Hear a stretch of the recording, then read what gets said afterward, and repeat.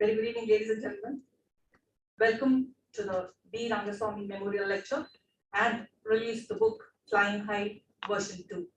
This is more a kind of family kind of a memorial lecture, very, very close gathering and more so like only a kind of family members.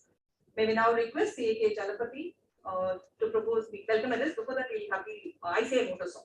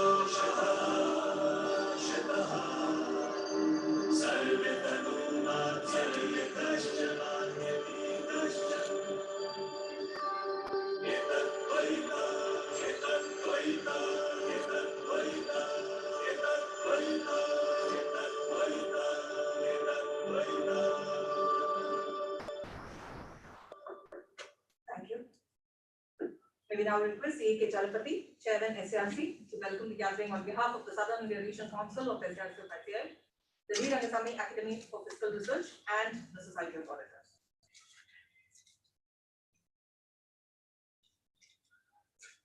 Very respected CA B Sampath, Director of Finance, Tractors and Farms Equipment Limited, Dr. Venkatesh, Madam Anisha Srinivasan, senior most person on guiding force to many of the chartered opponents, C.R. Sokumar sir, my guru, C. Pattabhiram sir, past President of ICSE Bhupati sir, and past SL Chairman C. Ravi Shankar, senior members, friends, family members of CAD Rangasamy. Very good evening to all of you. I am feeling extremely happy to be in the midst of elite professional audience and also to share the dais with the doyens of our profession, CA B Sampath and other eminent personalities.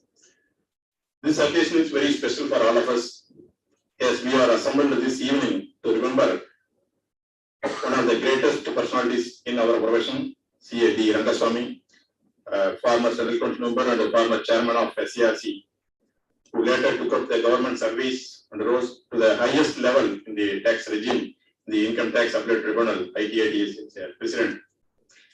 SIRC is pleased to associate with the D. Rangasamy Academy for Fiscal Research and the Society of Auditors. CAD Rangasamy was the President and instrumental for the growth of the Society of Auditors. It is therefore in the fitness of things that they conduct memorial lecture in the memory and the honor of CAD Rangasamy every year. I fondly recall my participation in the last year's memorial lecture and I am happy to be present yet again and to perform my present role to extend warm welcome to the participants. I am aware that the eminent personalities in the past have delivered the memorial lecture and today our own member Dr. Venkatesh is joining in the elite club of speakers who delivered the memorial lecture in the past. Dr. Venkatesh is known for his contribution in the field of economy, having an excellent oratorial skill, authoring acumen and exceptional thought processing of Indian economy. It is appropriate that he will be delivering today's memorial lecture on the subject Civilization, Economics and the Constitution. I am thankful to CA B Sampath, who had accepted our request to preside over this function and address this August gathering. CA B Sampath has done the great contribution to the students and the members fraternity over the last 5 decades. He was par excellence faculty for more than 3 decades in SIRC coaching classes. SIRC is greatly honored to have the gracious presence of both of them to this great meeting. We have the august presence of the Madam Anusha Srinivasan, Shivakumar sir, the former President of Society of Auditors, my guru and well-wisher, C.A. Pattabhiram sir, the past President, C.A. Bhubali sir, past SIR Chairman Ravi Shankar sir. The well-acclaimed writer is yet another book, the Flying High version 2 is being released today. And we have with us the family members of B Rangasamy. Due to COVID protocol, the physical presence limited, but nevertheless, our well-wishers of SIRC and the family members of CAD Rangasamy and the admirers of CAD Rangasamy have joined us in the program through virtual mode. I am very pleased to extend a warm and a cordial and a hearty welcome to all of them to this D Rangasamy Memorial Lecture in this evening. I am especially thankful to C.A. Shivakumar sir, who is the instrumental in having this memorial lecture conducted every year in association with the SIRC at this venue, showing personal attention and the intimate and the intense touch to the structure of the program. C.R. Shivakumar is a guru and a mentor to hundreds of chartered accountants whose contribution to many of the activities of SIRC was noteworthy and exceptional. I am aware that members do approach him for guidance and counseling. Yes, I am also seeking his guidance and above all his blessings. He is a source of inspiration and a great motivator, which I am glad to acknowledge and share in this August forum. SIRC is proud that we could be part of this prestigious program, and I thank the management of Society of Auditors and D. Rangasamy Academy for Fiscal Research for conducting this memorial lecture today. I am eagerly looking forward to hear Dr. M.R. Venkatesh, the release of well-combined book, Flying High version 2, authored by C.A. Shivakumar sir and C.A. Pattabhiram sir, who both have authored books titled Nightingale's version 2, 1 and 2, and the Flying High version 1, and now the version 2, which were classic in content, the presentation on the life of senior members of our profession, and were released at this venue on each occasion where SIRC was part of it. I am sure the book Flying High version 2 would also evoke similar applause from the readers. With this, I offer our sincere thanks to each one of you who have been a part of this program, and I once again extend our warm and hearty welcome to each one of you. Thank you so much for this great opportunity. Thank you, sir. We now request the family members and the extended family members to pay floral tributes to the legendary Sri D. Rangasamy.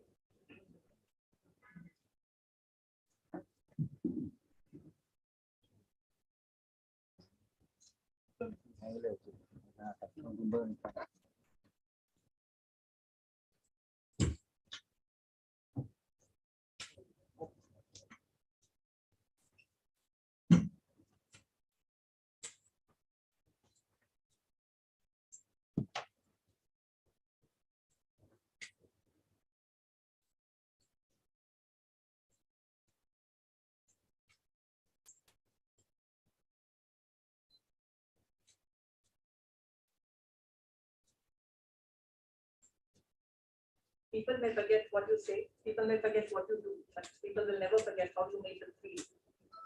Sri D. Rangasamy is one such person who is living as values today.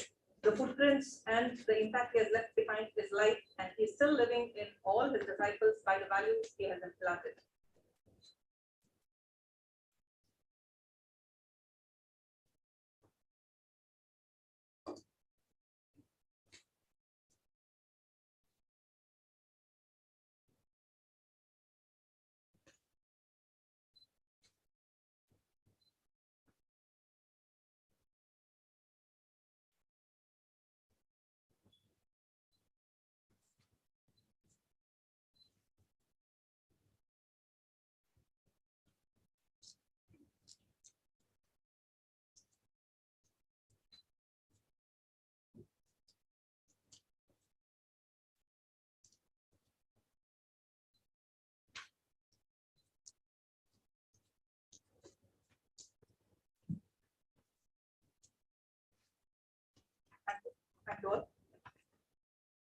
talking about Sri D. Rangasamy is a pleasure and privilege for anyone who has met him, more so to the daughter life, who is carrying and upholding the values of the profession as a senior partner of the firm. And today, she is very special, representing the D. Rangasamy Academy for Fiscal Research, also as the Vice President, the first women Vice President of the Society of Auditors. Just as the multiple roles she is playing, the multiple hats she is wearing, she is going to give the special address and also introduce the chief guest today. May we now request CA Anisha Srinivasan to do so.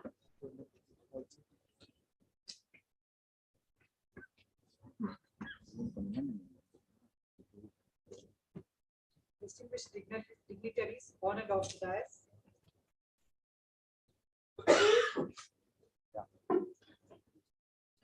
Good evening, distinguished dignitaries on and off the dais. Just few minutes ago, Shivakumar sir told me that I will have to talk about D. Rangasamy also. One is, it makes me feel taller, and the other thing is absolutely emotional because I've been attending his memorial lecture all these 25 years, and the first time I'm asked to speak about him, it's leaving me with goosebumps. To go through his profile, late DR founded the firm D. Rangasamy and Company, where today I'm a senior partner. And later on, he moved to the appellate tribunal. A lot of judgments, very interesting, very intelligent judgments he has passed. And then after his retirement, he held the post of the president of the Society of Auditors till the end of his life in 1995. Actually, I just qualified a few months before he passed away. But as a person, a lot of wit, wisdom, very subtle sense of humor that he always had. Extreme, lot of affection in his voice, which is still echoing in my ears because every day, for some reason or the other, I use his name. And that gives a lot, not only a pride, a lot of responsibility also. He was also very active both in the regional council and in the central council of the institute.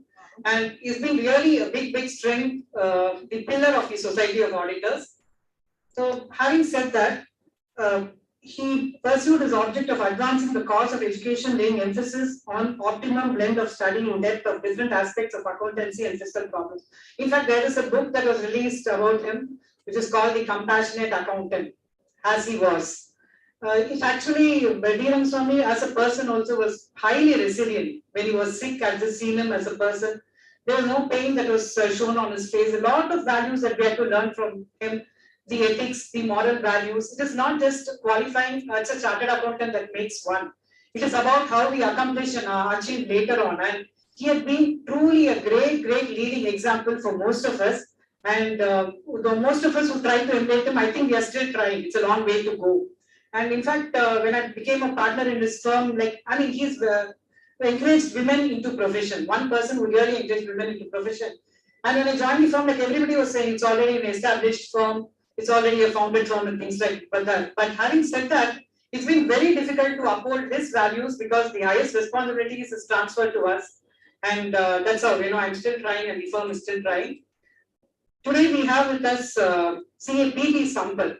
He's so special today we had to have him for this D. Rangasamy Memorial. One is because he's also a compassionate accountant, a teacher, and so many. D. Rangasamy had been his mentor as well. And having been associated with D. Rangasamy, we cannot have a more befitting person than CA B Sampath today.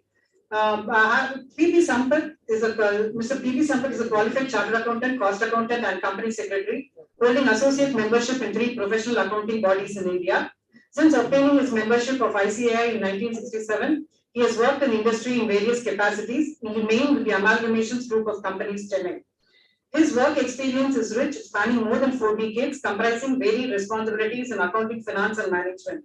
Since 1983, he has been with the flagship company of the group, Tractors and Farm Equipment Limited, in different capacities. Currently, he holds position as director in the same company and its various subsidiaries.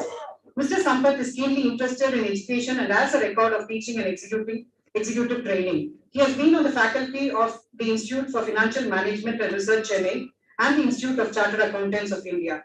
Mr. Sampath is keenly interested in Vaishnavite Alva's literature in Tamil and writes in Tamil magazines. We have Chief Guest Dr. M.R. Venkatesh today with us. He is an advocate based in New Delhi, practicing criminal laws, economic offences, and serious financial frauds. He is an acknowledged expert in the field of anti-money laundering and anti-black money laws, direct taxes, and related regulations. He is a designated partner in Agastya Legal LLP and heads advisory and litigation related to the Prevention of Money Laundering Act, Prevention of Corruption Act, Income Tax Act, Black Money, Undisclosed Foreign Income and Assets, and Imposition of Tax Act, SEBI, FEMA, and Fugitive Economic Offenders Act. MRV, as he is popularly known, became a chartered accountant in 1992 with an All India ranking in 2018. He was awarded a doctorate for his thesis on evaluating the impact of minimum support price and input subsidies on the farm sector in the 4 southern states of India by Shastra University, Tamil Nadu. He is also visiting faculty in various professional institutions, chambers of commerce, and universities across India. In addition, he has authored and published several books, including a handbook on anti-dumping, which was released by the former Prime Minister of India, Sri Atal Bihari Vajpayee in 2001, a monograph on capital account convertibility, which was published in July 2006, as well as on inflation, which was published in 2007, a book titled Global Imbalances and the Impending Dollar Crisis in September 2007, a book titled Sensex and Sentiment in 2011, and another titled Dr. Manmohan Singh, A Decade of Decay in 2013. He is also a regular panelist for primetime shows on national television and a well-recognized columnist in leading media publications in India. His recent book, Retaining Balance, has been very well received by the public. Having watched him on the national television, the chief of the television channel, who's probably the loudest person in the country, would sit dumbstruck and silent whenever MRV is the speaker. I'm sure this evening is going to be as interesting and informative as that. Thank you. May we now request Icai Jalapati, Chairman SIRC, to present a shawl to Sri M.R. Venkatesh, practicing advocate, New Delhi.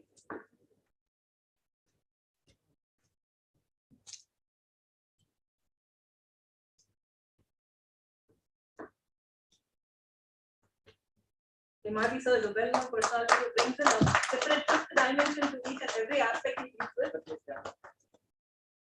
with. He strongly believes that the fulcrum is in the values and the proud Indian culture. It's a privilege to listen to you on civilization, economic, and the constitution. So over to you.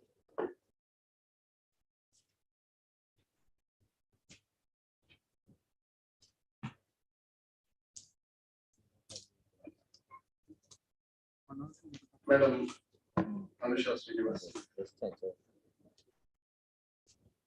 Mr. B Sampath, Mr. R. Bhupati,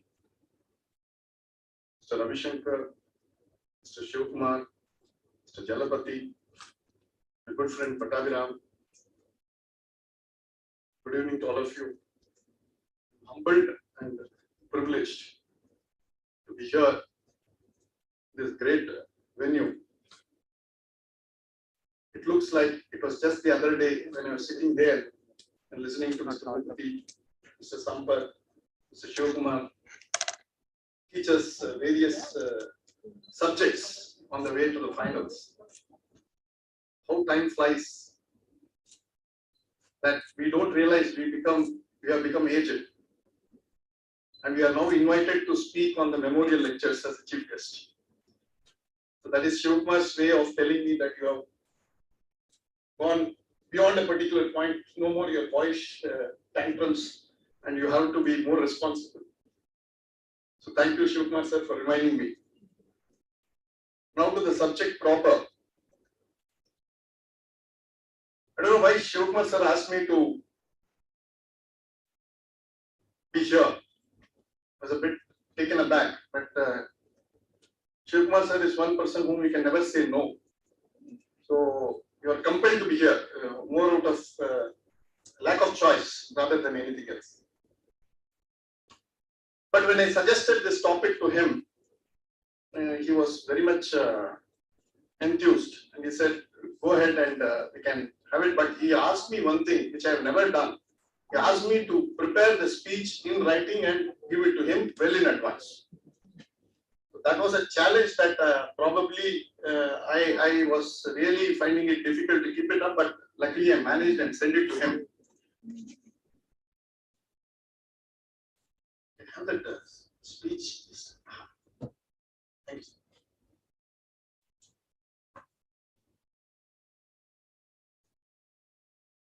When I wrote my recent book, I had to pour over the Constitutional Assembly debates.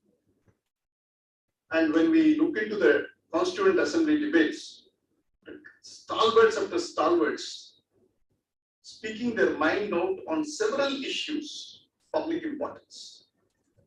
But it is fascinating that the debates were held in such extreme positions, but without rancor, without any ill will, ill feeling. People used to take diametrically opposite positions. And when you read one portion of the speech, you are more or less convinced that this should be the position, till the other man comes and demolishes the entire idea put forth by the previous speaker. Such fascinating, illuminating set of people came together from diverse walks of life, and they wrote the Constitution. And when we talk about the Constitution, it is not only the mother of all laws. It is concerning that aspect of public life that all of us are so passionately involved with.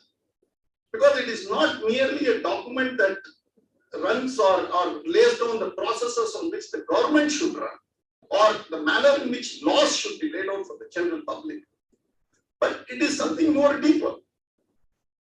And who else but Nehru, on the eve of independence, 14th August 1947, just about midnight, he says, long years ago we made a tryst with destiny. The time comes when we shall redeem our pledge, not wholly or in full measure, but very substantially. At the stroke of midnight hour, when the world sleeps, India will awake to life and freedom. A moment comes, which comes but rarely in history, when we step out from the old to the new, when an age ends, when the soul of a nation, long suppressed, finds utterance. I was fascinated with this paragraph. Nehru was a known agnostic.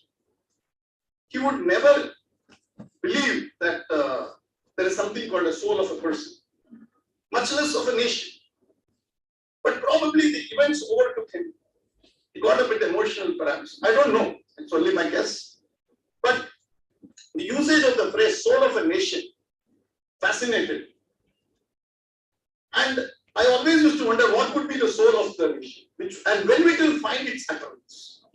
Is it when the GDP reaches 5 trillion, 10 trillion, 50 trillion? Or is it when the per capita income goes to $10,000, 20,000, 50,000? How does one measure? Or where do we say, or at what point of time do we say that yes, the soul of this nation, long suppressed, has found its utterance? I wondered whether nations have a soul. The next question. I wondered whether nations do have an idea which is far beyond what we look at it from a physical appearance of a nation. I found out there's an interesting book on the Japanese soul, the soul of Japan. And they use the word Bushido. Bushido is the pride of the samurais. It is the unwritten code or the charter under which the samurais, the noble men or the knights of Japan, would actually lead their life. It is a life of honor. It's a life where death is preferred to cowardice. It is one which defines Japan. If you ask, and with due respect to somebody like person who wrote what is that book? I forgot just a second. About the fault lines in the global order. No, this is not Rajan. This is somebody who is Western foreign affairs. I'll recollect it. He said that there are different civilizations in the world. The Western civilization is one, Chinese is one, Islamic is one, Hindu, Buddhist is one, and these will have a clash. And he called the book The Clash of Civilizations, and he was Samuel Huntington. And when Samuel Huntington predicted there will be clash of civilizations, I used to wonder that whether this clash will also be of the clash of the souls of those civilizations.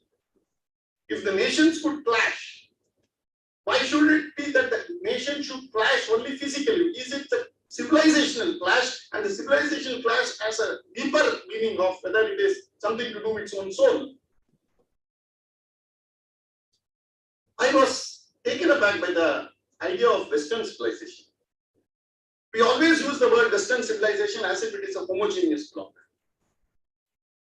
And when we look at Western countries, we start, and when Samuel Huntington used the word Western, he says all the other civilizations are linked to geography, whereas the West is a compass-driven civilization. You look at the West, beginning Turkey onwards, it goes to whole of Europe, probably encompasses Russia, France, Germany, Italy, Switzerland, Britain, then goes across the Atlantic into Canada, into America. He says this is Western civilization. But can we say the soul of the Western civilization is one homogeneous one? In other words, is the French Revolution, the ideas which determined or were determined post-French Revolution, similar to the American civilization post 1776? Is 1789 different from 1786? They were all driven by certain higher ideals. Is those ideals what is the same that is reflecting on us, or are we inspired by the same ideals? The idea of nationalism perhaps started after the Westphalia Treaty in the 17th century. Yes, all of us wanted freedom. All of us wanted political freedom. Nations looked at political freedom. Nation wanted sovereignty to be established. And when it's sovereignty, it was sovereignty per se. It was in every sense of the term, people wanted to be sovereign. It was not sovereign only with respect to political aspects, but there was something more that was driving. Somebody like Lokmanya Tilak used the words that it is Purna Swaraj. Now this Purna Swaraj, is it only physical or does it translate to something metaphysical? Is it really to do only with the transfer of power in the political order? Or is it something more that encompasses a larger dimensions of life? Questions that haunted me ever since Shivakumar sir told me to deliver this speech. So I did some research about the whole thing. I found out if there is one thing that drives the American civilization, American state, American people, it will be absolute freedom. If you want to define Americans in one word, it is absolute freedom. I can abuse you. That is the level to which freedom of speech is given. Of course, subject to other laws that they may say, but the right is not, unlike 1901, which puts reasonable restrictions. That reasonable restrictions is absent in the American Constitution. The French have taken the word equality, liberty, and they have said equality, liberty, and one more word they have used. Fraternity. Fraternity, let us leave it for the moment. Let us look at equality and liberty. Can you have equality and liberty simultaneously? We were inspired by the French Revolution and we borrowed it in lock, stock and barrel and we put it into our preamble. And said liberty, equality and fraternity. Fair enough. Sir, it are ideals we must have. But can we have both in the same plate? Freedom is antithesis of equality. Equality is antithesis of freedom. And these are things that the Americans have very clearly thought about and said, no, we will restrict it to only one thing, absolute freedom. And absolute rights freedom. And I don't care if I walk along the road and if I find a person who is meeting with an accident on the road, there's nothing that stops me to help that person. And if I help him and God forbid something happens to him, then the state will actually act against him. That is the level to which individualism and rights-driven society has been created post 1776.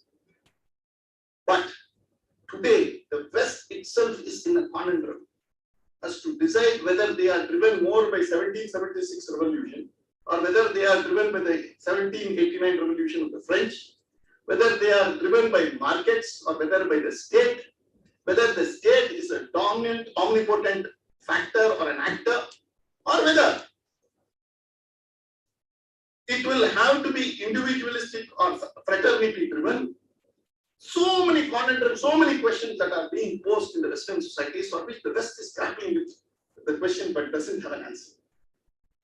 In fact, there are great scholars who are now opining that the American Revolution of 1776 is dead in America, and it is now more a reflection of the French way of living or French way of establishing the state.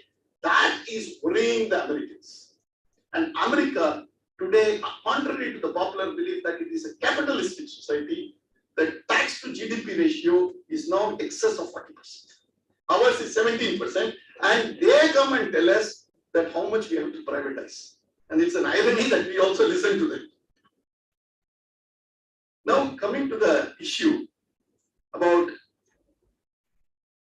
various civilizations and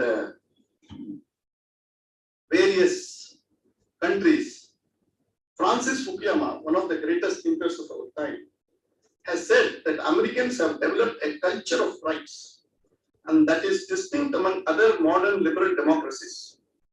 Constitutional scholar Mary Ann Glendon has pointed out that almost all other modern democracies have adopted the American-style Bill of Rights, there remains a unique character to the Americans' language of rights, because there is nothing called reasonable distinction.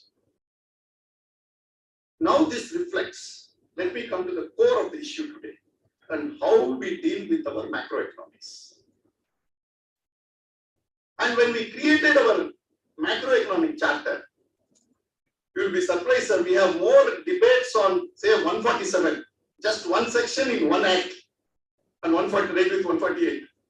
Probably in the fraternity of chartered accountants, than the entire issue of taxation in the Constituent Assembly. It was given to one Nandini Sarkar on 17th November 1947. A 3-member committee was asked to look into the issues regarding Indian taxation. And they came up with a very simple report in the on 5th December 1947. Just 20 days later, they presented a report. And that is how Article 265 was given birth. That no taxes will be collected without the process of law, or words to the effect. But what was the tax? How it is to be collected? Who was to look into it? How much tax has to go in? And how much has to be actually appropriate between the states and the center? Were all taken from the 1935 Government of India Act. And that is how we have Schedule 7, Part 1, Part 2, and Part 3. There is nothing that was discussed as far as taxation is concerned. And when it came to socialism, there are huge amount of debate between Nehru and somebody like Ambedkar. Nehru was pushing for socialism in the preamble of the Constitution, even then. And it was roundly defeated by a Constituent Assembly vote when Ambedkar stands up and says, we cannot fix an economic policy for future generations to follow. And he says very candidly that if we do so, we'll be doing violence to the entire document called Constitution that we are trying to build. But unfortunately, thanks to the idea that we got in at that time, that this word welfare state, which is not there in the Constitution, somehow or the other crept into the Supreme Court's judgments, and we became a welfare state. And in fact, if you trace the origins of welfare state, the London School of Economics actually has a report called Beveridge Report. And that report was a very secret document by the Labour Party for post-war development of Britain. A very secret document. But like all secret documents, it was found in the bunker of Hitler. What was supposed to be a very secret document for the British was available in Hitler's bunker when after he committed suicide, they found that there was a report. Now, this report was modeled or was thought about by Lord Maynard Keynes. And Keynes gave this idea that state should occupy the commanding heights of the economy, something that post 1955 Avadi Congress Nehru got fascinated with. And we became a socialist country in character. And in 75, we became a socialist country with an amendment to the preamble. I'm not going into the good, bad, ugly of that political debate. I'm only pointing out historical facts. And when we became a socialist country, we became so obsessed with this taxation system that we thought anybody who is rich must be a villain. And if you look into the 60s, 70s, 80s, Hindi, Bengali, Tamil movies, you will find villain always a rich person. And it was never a person who was rich and he was a hero. It was always the poor who was the hero and the rich was always the villain, because you could never get rich without breaking laws. And that is how we had this whole system of socialism that had crept in. But this socialism, somehow or the other, did not find its own moorings or did not find its landing point. And it was the animal farm movement, I call it, in 1991, when we jettisoned the socialism. And the Animal Farm is a great novel wherein the animals find independence from a man, and they name a pig called Napoleon to be the king or the ruler, only to find that he was a bigger tyrant. Likewise, socialism was a far more failure than what we actually had under the British, and we stymied our own growth in the 1990s. And for the first time after 1990s, when we had this great liberalization, we started moving up. But somewhat down the line, there is an intrinsic hatred towards being rich, prosperous. In this country, there is even today, there is an obsession. And in fact, yesterday in WEF, the World Economic Forum, there was a report by Oxfam. And they have repeatedly said, and it is not only in India, they have repeatedly pointed out that the inequity is growing. I accept the fact. But they are also talking about bringing back wealth tax, bringing back estate duty, bringing back those type of taxes that we jettisoned in the 60s and 70s with enormous amount of, probably even Mr. Bhupati was a student in those times. And those are the taxes that are being exhumed and are tried to be implemented through a various process across the world. Thomas Piketty's Capital is all about that. It talks about bringing back a tax on wealth, a one-time tax on inheritance, a one-time tax somewhere down the line on accumulated assets, whether it is house, whether it is shares, whether it is land, I don't care, but as long as you pay the tax. And taxes, unfortunately, if history of mankind is to go by, whether it was the Roman Empire, whether it was any other empire, has not led to prosperity of the entire people. Taxes have ended up collapsing civilizations, created bloated bureaucracies, and over a period of time, it has actually ended up civilization. In fact, Roman Empire's fall, if you read Gibbons fully, you will understand that the entire issue of coercive taxation, propelled by a gargantuan expenditure program, intermediated by bloated, inefficient bureaucracy, is the root cause of failures of civilization. Taxes are a price we always say that we have to pay for civilization. But history, if you take it out, this economic history of mankind, taxes have never helped any country to prosper. And the British taxation was one of the most coercive taxation systems which we have followed. And we have followed it not only with the same coerciveness, we have started looking at everyone who is prosperous with suspect as the British people. It is not to say that we have to abolish taxation. I am not here to, I am only chronicling the entire history as to how we have to relook at our taxation. I am not into other aspects of the constitution, which is a larger debate and not the appropriate forum, but I am only looking at how we have to look at the entire taxation system. Now come to the expenditure side.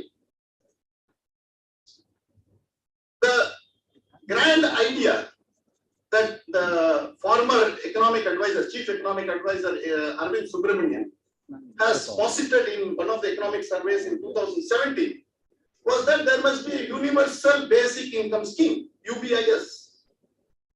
Unfortunately, there was not much of a debate within the economists, chartered accountants, government officials. It was just buried as if it was a non-starter, and the people realized it would cost around 4 to 5% to offer even 1,000 rupees per annum or something like that per head. So they said this is not workable, so they buried it. But the thought that it came in the economic survey of this country is frightening. That you will pay somebody even if he doesn't do anything. And a lordship of a high court in full public where in a court proceeding said it is the duty of the state to feed a person 3 times a day, even if he doesn't want to do anything and is supinely indifferent to the whole worldly affair and is counting the stars. This is the level to which we have reduced the welfare state.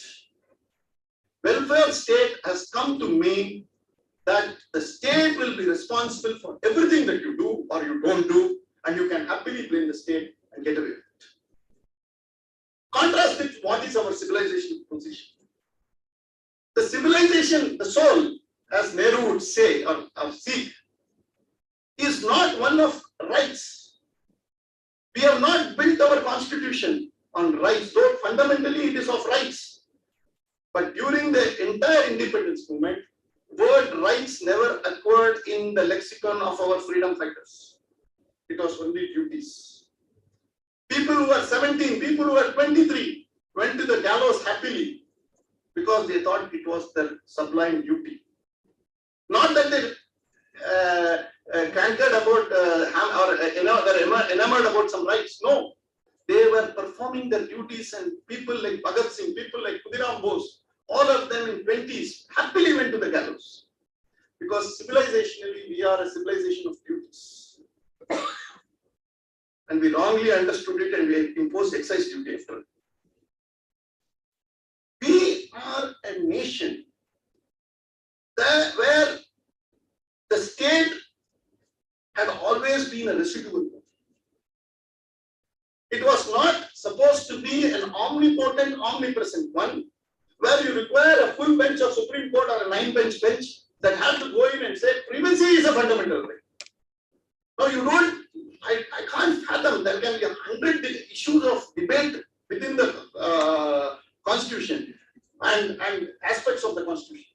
But to say privacy is a fundamental right, we require full bench and senior advocates, to educate the lordships in Supreme Court to tell them that this is so fundamental that you cannot tamper with it. But you want your groceries into your bedroom. You want your medicine into your bedroom. You want a state to come and help you at every day, every part of the day, giving you this free or giving you that free. The state will obviously arrogate itself to come and knock at your bedroom at the most inappropriate time. So you can't diverge this from that and say cherry pick. It is a package. Unfortunately, this part as to what should be the duty of the state, what should be the duties? We have duties of auditors, we have duties of everything in Companies Act where we discuss. And I recall Mr. Murli teaching us auditing here and telling us duties of the auditor, how to explain it to your examiner and take 10 marks or 8 marks out of 10. He used to, brilliantly explain that. But if you take Article 12 of the Constitution, it only talks about the state. It only tells you what is a state. It doesn't define the duties of the state. So a state also thinks that it can give you free mixing. It can give you free vaccination. It can give you free this. It can give you free that. And then what you do? You also know that you are taxing people. And beyond this, you cannot tax because there is a global interface. Then you start borrowing.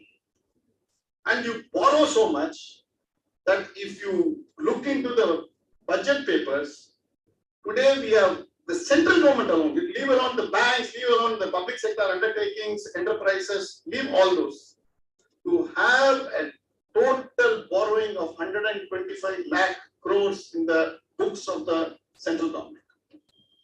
Now, there is nothing wrong if you have equivalent assets of 125 lakh crores. Admitted position without depreciation of the assets is around 65 lakh crores. So 60 lakh crores of assets are liabilities are not represented by assets. Subject to depreciation, foreign exchange fluctuation, AS 11, AS, all those AS has to be factored in. This is only gross numbers. States, we do not know what is the exact debt position of each state. Only it is held in debates in 6 p.m. or 7 p.m. Tamil Nadu government used to give the debt position till 2012, 2030, they stopped it. And the single largest expenditure of the state government is 48% of the revenues is salaries and wages and pension. 12% is on interest. And another 10% is your establishment expenses. So just the three heads take away 70% of the total revenue, 70-75% of the total revenue of the state. In other words, 7 crore Tamilians pay taxes to fund the salaries of 1.5-2% of the Tamils. This unfortunately gets passed off as socialism in this country. Martin Luther King very rightly said, American socialism is socialism for the rich and robust individualism for the poor. We are also heading towards the same position. So we need, if all the teachers who have taught me one thing, that at least you don't pass off liabilities to your next generation. When you want to kick this bucket and quit this planet, you don't want to give debts to your next generation, whether you give assets or not. But collectively, today we are passing off 125 lakh crores at the central government level. I'm not talking about the state government level. State government, in my view, should be another 150 lakh crores. And if the balance sheet position will be far worse, which we will be passing it on to the next generation without assets. So today, it has come to a stage that we have to rewrite the idea of Constitution of India. We have to go back to the drawing board. We have to see whether this whole mechanism of unbridled fundamental rights that we have given is workable from the economic perspective. We have to ask this question whether the taxation model that we have had, that we can go on taxing people, and when we find that it is no longer possible to tax further, we borrow indiscriminately. And I remember when I was a student in 1996, 95, 94, Palkiwala used to address and used to draw attention to Article 292 of the Constitution, which says there must be a ceiling for the debts, and this was 30 years ago. And after 30 years, there is no debate on the ceiling of debts. And the entire Fiscal Responsibility Act is the mostly abused act. Most abused act in the independent India is not even the income tax. Because no finance minister has ever touched the promises he or she made in the previous budget. And this has been continuously in the breach, that we have always exceeded the fiscal deficits, and we have not bothered about revenue deficits. The villain of the piece is revenue deficit. It is not fiscal deficit. Fiscal deficit, at least you create assets, at least on paper. But revenue deficits is a far more dangerous. And when we create revenue deficits of that humongous nature, year after year, in 1980, sir, you will remember that there was no revenue deficit in the government of India. And 1980, when Indira Gandhi came, I think the first revenue deficit was 5,000 crores. That is the number I got it from the budget. It was somewhere around that number. Today, if you see, we don't care about revenue deficit or fiscal deficit. It's all reduced to 1 or nanoseconds after the budget is presented. Oh, the fiscal deficit is 3.4%. It is good. Whether this this is only budget. Last year, what happened? It was 9.7%. Nobody bothers. And 9.7% of a GDP means we are adding 25 lakh crores. We are now around 200 lakh crores as the GDP size. If you add 1%, we are adding 2 lakh crores. It's not a small number. Socialism has failed India. We realize it, but we continue to practice socialism on the slide. Recklessness has crept into our public life and public finances. Duties are no longer sacrosanct. Everybody believes preach of the word that they give even in the floor of the parliament has no meaning. Governments believe so. Unfortunately, we cannot, as enlightened citizens, continue to be in silent. We can't bear this in silence. It's time that some of us need to come together. We need to draw a charter for the state government and the central government. We need to proactively educate the government that this reckless borrowing is taking us nowhere. Yes, there can be emergencies, there can be COVID type of explanations that can be given. But I'm not talking about 2020, I'm talking about 1980 to 2020. I'm talking about 40 years. I'm talking about what late Palkiwala warned us. And there cannot be any great genius than Palkiwala, who could have understood these problems way back in 1994-95. Rajaji once said that it is easiest to govern India because all that you have to do is to point out the duties. You have to point out the duties of individuals to make India governable. It's a very prophetic and sagacious advice. Probably we need to go back and rethink about what we need to do about constitution. Because we, through our reckless economics, are failing the constitution. A day may not be too far off, and the rupee may be finding itself too big to sustain itself. And that will be the day of reckoning. If we have to avoid it, I think we have to go back. Probably you may differ with me on my prescriptive part, but on the diagnostic part, I am sure it is all factual. And I can bet on this that there can be numbers are absolutely sacrosanct and they are taken from the Government of India papers. So it is worrying that we are oblivious to the entire cataclysmic events that are overtaking us in the macroeconomics and the world of finance, governmental finance. The time for us to come together, because if Government of India's balance sheet is so dodgy, if Tamil Nadu government pays 70% as salaries, Kerala is worth 95%. That is the figure that the corresponding figure is 95%. UP, BR, it is far worse. So you can't even think how it is going to work out. And if every state is going to borrow and your interest rates are going to be high, how do you borrow for development and activity? It's a huge challenge that we are having.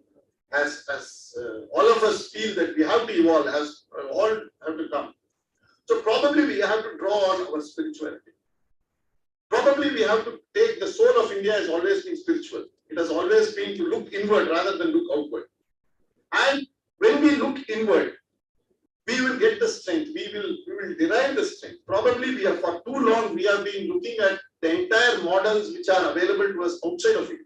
Not that they are bad, not that they are unworkable, not that I want to lampoon it because it is not originated from India. No, we will take the best practices from anywhere in the world.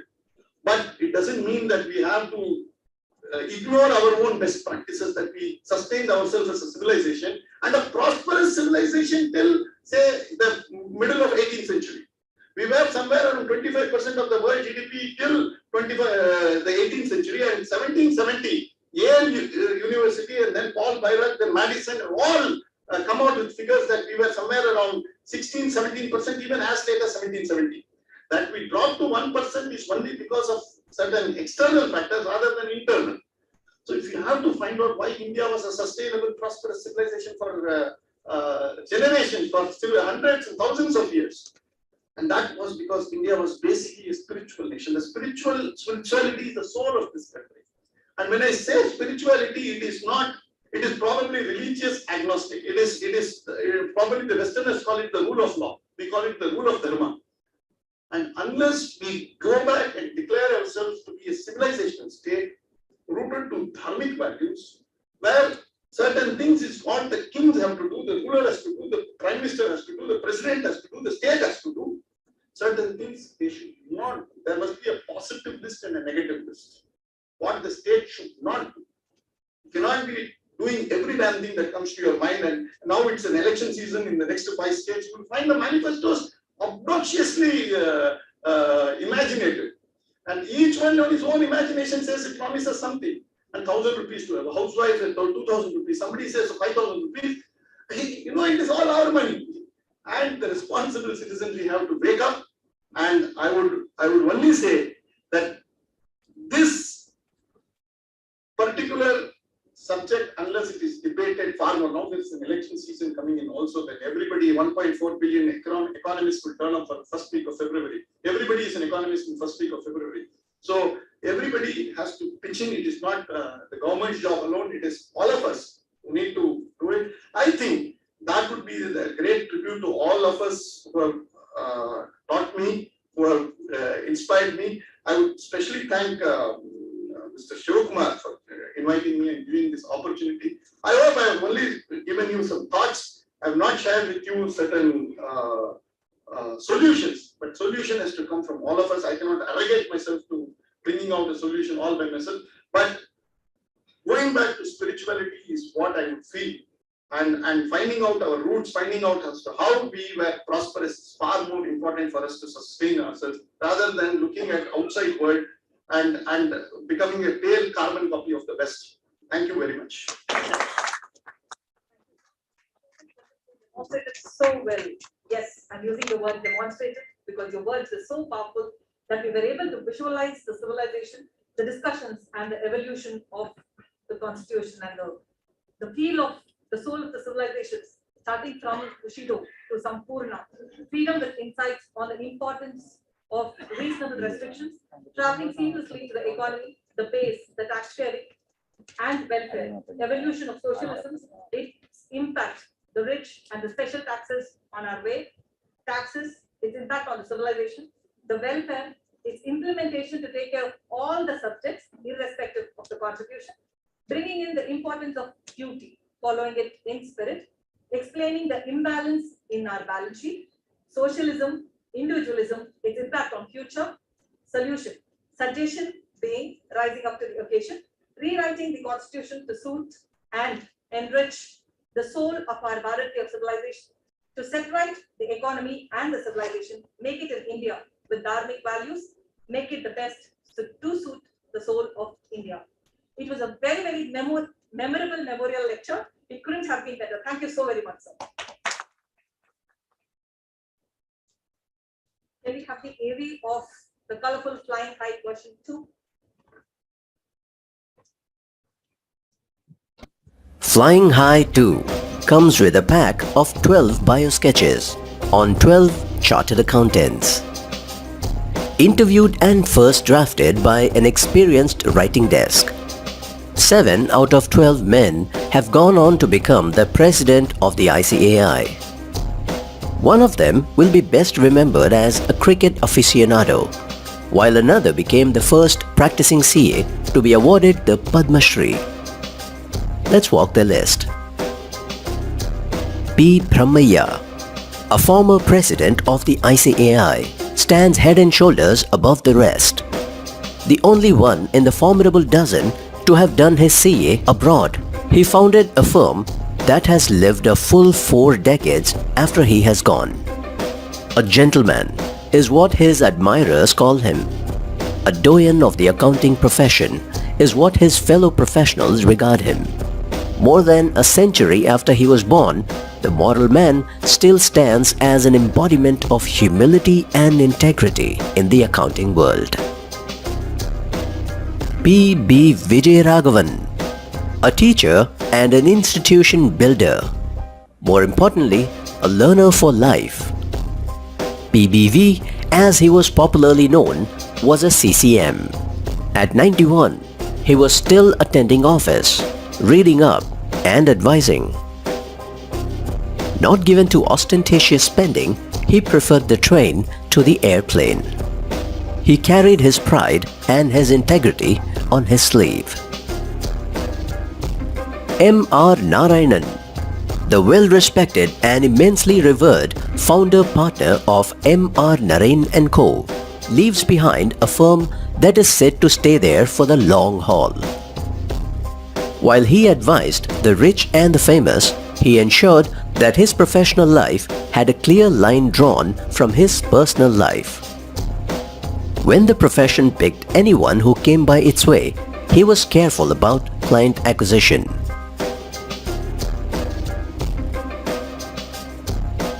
N.C. Sundararajan, also known as NCS, was an ICAI president during its most challenging year, 1992.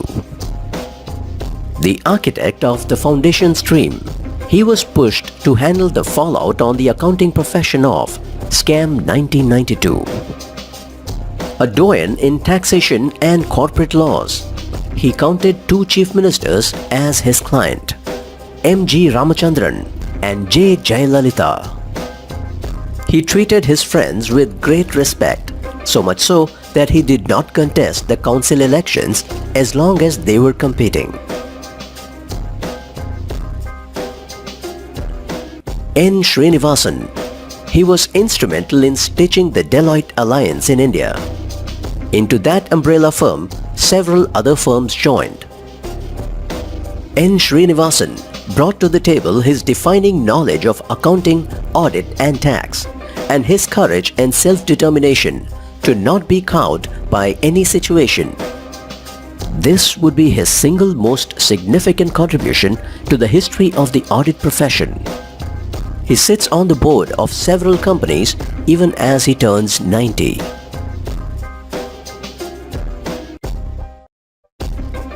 Ashok Kumbhat, a former president of the ICAI, will forever be remembered for telling the accounting professionals that you need to look beyond the profession and make marks wherever it counts. For an entire generation, he is known as a cricket administrator who perfected the art of winning friends and influencing people. Ever smiling, always dressed spotlessly, he was kindness personified, all characteristics of which helped him in a big way in his profession. G. Sitaraman, the millennial president with a stellar academic record. He is religious and orthodox by his own say-so. He is sanguine enough to draw up a list of his own weaknesses. A cool head when it comes to matters relating to taxation.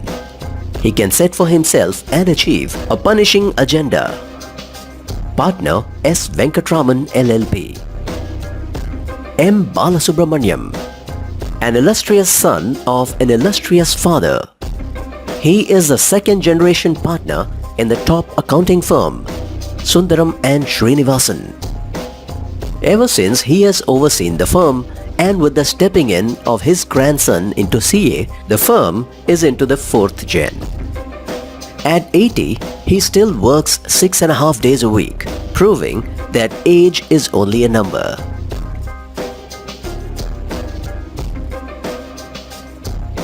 R. Balakrishnan, a former president of the ICAI, he could have been anything. A math professor, a lawyer, a pilot, or a movie actor. The smiling assassin made friends and influenced people, took life as it came about, and believed that life is to be trusted, and chances, when they reach your ways, are to be seized by the horn. Opportunities knock on the door only once. Temptation leans on the doorbell forever.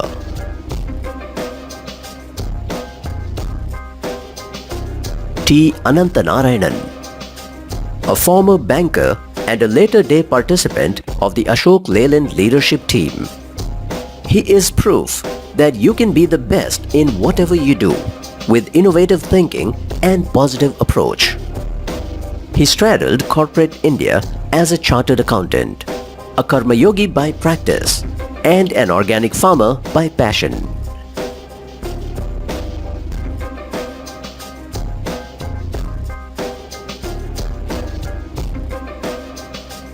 R. Bhupati, a former president of the ICAI council member for 3 terms, a widely revered teacher, a motivational speaker, he built a public accounting firm that has an international alliance. Chairman of the Geojet, he holds directorship slots in other companies.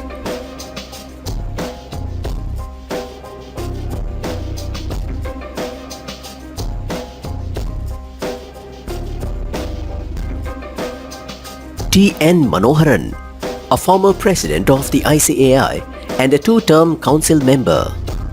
He was part of the government-nominated board that turned Satyam around. He is the government's go-to man on any matters relating to banking and governance and sits on the board of the Mahindra Group. His life tells us you can wear multiple hats with equal felicity. Banker, corporate czar, tax advisor, teacher, and author. Not to miss on being a motivational speaker and a half marathoner. That's the Padma Shri awardee T.N. Manoharan for you. Our writing desk includes Balaji Swaminathan from Bengaluru, Geeta Ranganathan from Chennai, Meera Venugopalan from Cochin, Ovia Rangesh from Chennai, Srivatsan G from Mumbai, Sudha Atreya from Bengaluru, Valambal Subramanian from Bengaluru. Pieced together by CA R. Sivakumar and CA V. Pattabiram. And finally, signing off is voice artist Harish Sahas for Team Flying High 2.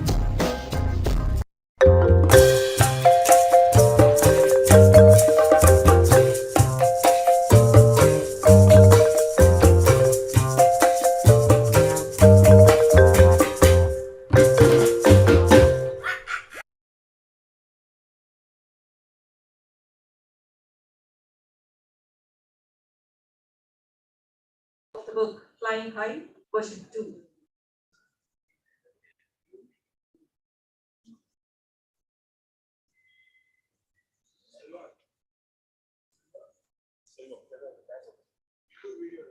இருக்கு play பண்ணலாமா?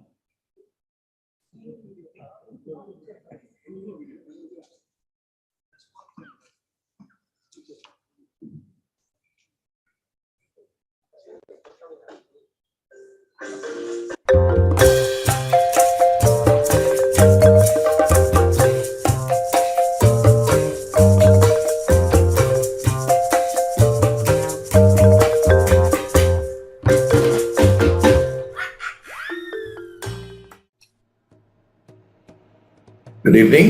I'm immensely happy to be participating in today's program on the release of the book.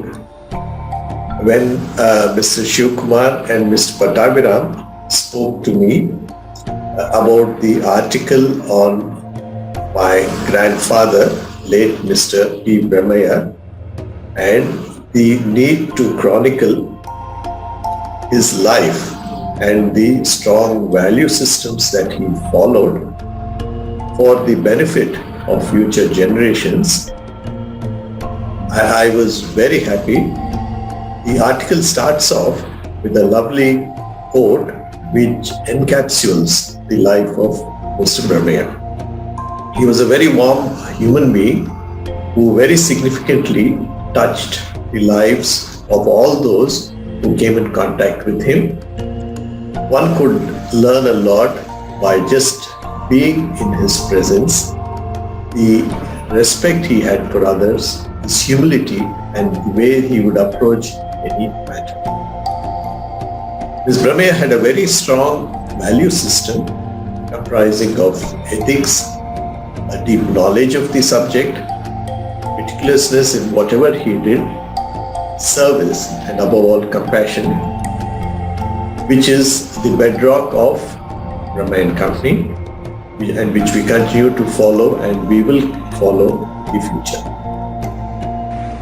Hello, I am P.B. Srinivasan, Chartered Accountant, son of P.B. Vijayaraghavan. I am really happy that my father P.B. Vijayaraghavan's life story is being featured in the next edition of Flying High. It was a pleasure to share his life experiences with the author. My father P.B. Vijayaraghavan was a man of principles. He never used to compromise on his principles. He used to tell his colleagues and students, people can buy your services, not your opinion. That was his motto, and he lived by that. And he always used to share his experiences during his teaching days, his professional career, and also his membership in the Central Council with us at home. So it was quite easy for me to recollect all those experiences and share it with the author. I hope Mr. Vijayaraghavan's life story and his experiences will be interesting to the readers and useful to fellow professionals. Thank you. Namaskar. I am Venkatesh, Chartered Accountant, son of Sri M.R. Narayanan, who is being featured in Flying High 2. My father was my boss, my mentor, my guide, and also my role model. Very rarely you come across a situation in life like that. He had a vision. He converted it into a dream, worked very hard for it, and established a CA practice which is known for its fairness and client orientation. He trained each and every one of his apprentices and all the staff with personal interest, and many of them have reached very high offices today. Clients for him were more than clients. He was available to them as a friend, as a guide, taking interest in their personal affairs. Even today, he is very fondly remembered for all that he has done to them. As a chartered accountant, he was fairly successful financially and professionally. He was a good blend of traditional and the modern. His vision for the firm was always far-reaching and very practical. Only the two of us were related. Others were all strangers who came in as students and became friends and partners. His life is very inspiring, and I am very sure that those who read this, a small part of his story which is given in Flying High, will be inspired too. Namaste. This is N.C. Prabhakar, son of N.C. Sundarajan, speaking to you on Flying High. And it gave me an immense pleasure in interacting to speak about my father right from his younger days till he breathed his last. He had the distinction of representing the tax cases of many personalities, and amongst those many personalities, two were the former chief ministers of our state, wherein MGR and Jayalalitha. Of course, he had a lot of difference of opinion with both of them, and that is why at the later part of his career, he gave up his professional representation to his successors. Nevertheless, I had the unique opportunity of serving under him, not as a chartered accountant, but as a lawyer. I took up the apprenticeship of learning, and the knowledge that I acquired from him can never be described in words. Hello, I am Priya Vansali, Chartered Accountant. I am very happy that the Society of Auditors is bringing out in their series Flying High its next publication. And I am also doubly delighted that it features my father, Ashok Kumbhat. His life story is an inspiration to many budding chartered accountants who seek to overcome odds, persevere, and achieve their goals. Relationship building and empathy are the two qualities that he possessed in good measure, and I'm sure that this will be well brought out in this book. I have also been inspired by him not only as his daughter but as a professional too. I commend the authors for their dedication in putting this volume together and I look forward to reading about all other eminent chartered accountants featured in this book or this edition. Thank you. I request the readers to note my father's teachings, which has been spread in the book here and there, and they should really be valuable for any reader and also for people in other walks of life, not only for chartered accountants. I also mentioned about some outstanding characters like my senior and my guru, Sri R. Madhavan, who was a rank holder in CA and who now lives in Canada, for his guidance and proper shaping me up in the profession. I owe him a very great lot. I also should mention about Sri R. Subramaniam, who was a model accountant and who was a chief financial officer in TVS Motor Company. Another great honest character and man of great integrity was G.G. Jagannathan, whose qualities I have already mentioned in the book. If we emulate people like Madhavan, Subramaniam, Jagannathan and my father, I think most of the problems will not be even born, and we will have a very great life and we will be a model to other members of the society. Thank you all. Namaskaram. I am T. Anantha Narayan. I wanted to share 3 singular features which govern my life. Number 1, from the childhood, I developed a very strong positive attitude and never say die, which I have imbibed from my parents. It helped me to ward off any disappointments. There is always another opportunity, there is always another day. Number 2, in a CA, I never restricted myself to be a bean counter. It is necessary for you to know business. It is necessary to develop an industrial perspective, because that experience makes you a very effective CFO stroke CEO. And third point, there is life outside the office room. Over a period, you should develop personal hobbies.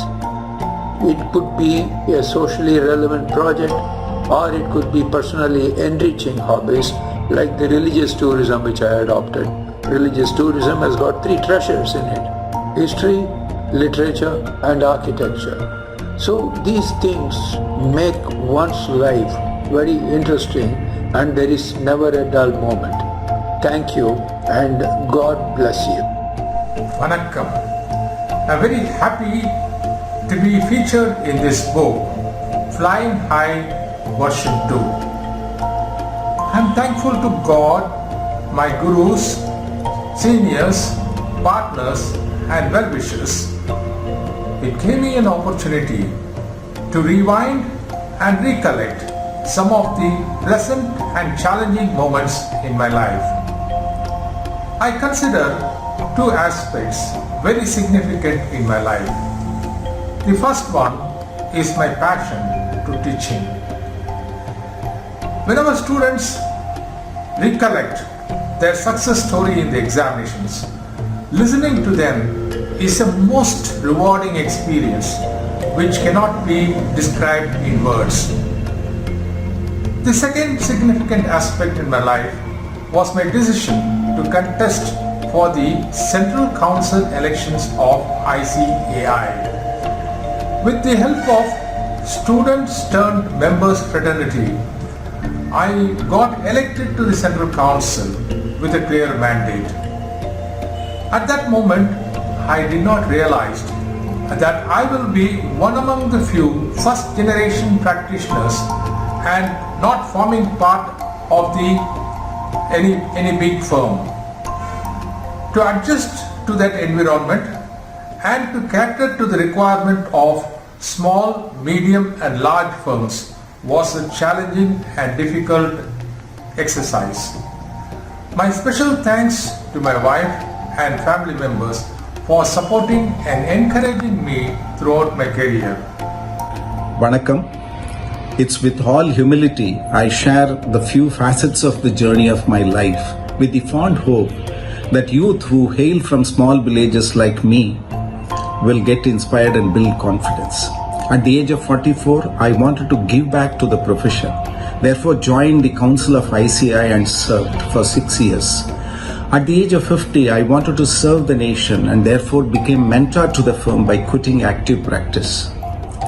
If we practice the essence of Bhagavad Gita, do your duty, unmindful of the results and without expectations, I believe opportunity come along the way. The reward for doing good work is the recognition to do more work. If we give our best, the best comes back to us. It is my privilege to share space with legendary personalities as part of the Flying Eye 2 publication. I sincerely thank V. Pattabhiram for helping me to put my life in right perspective and count my blessings. I wish all of you a very happy reading and healthy living. I am proud of my profession. I love my nation. Jai Hind.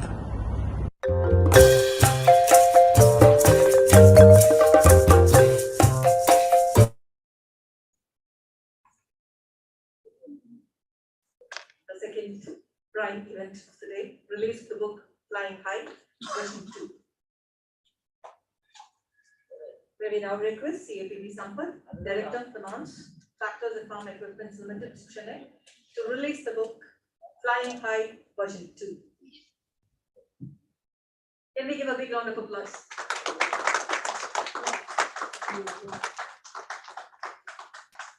May we now request CA Ravi Shankar to receive the first copy of the book.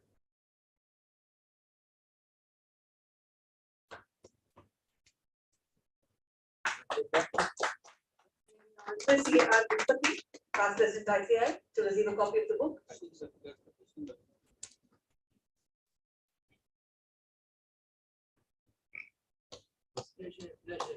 May we now request CA Sundar to receive a copy of the book.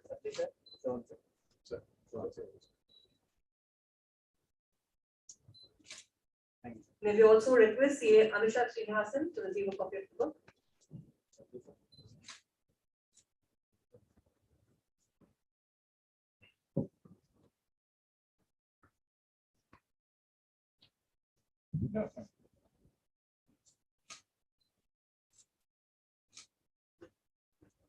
Thank you all.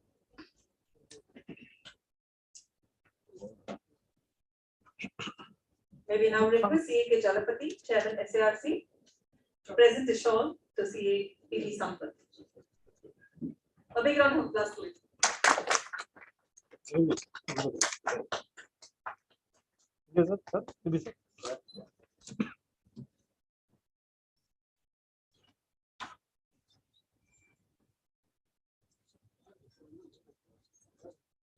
May we now request the chairman to present the shawl to CA B Sampath.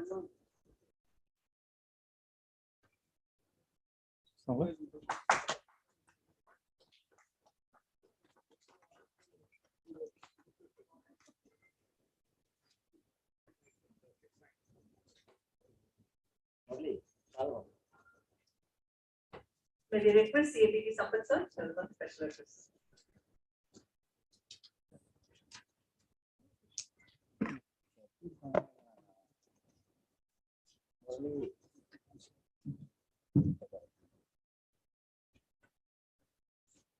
Very good evening to all of those who are assembled here.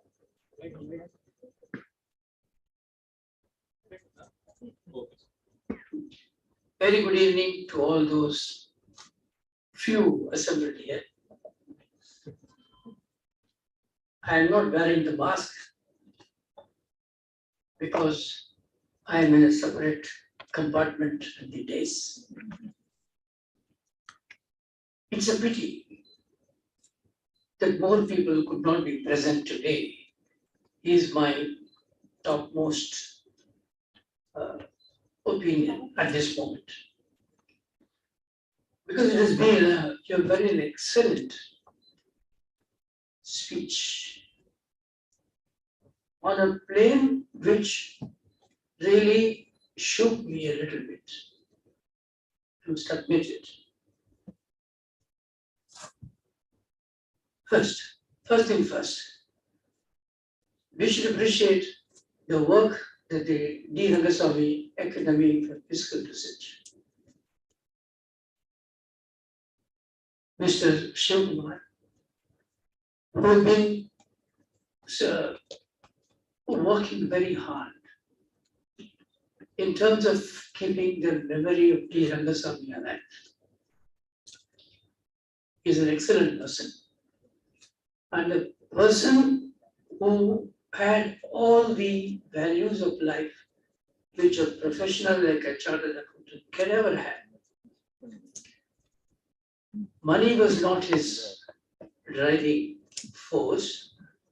As you know that he really walked away from practice and gave to the profession an image, because the image of the profession actually went up when he really served the other side of the bench.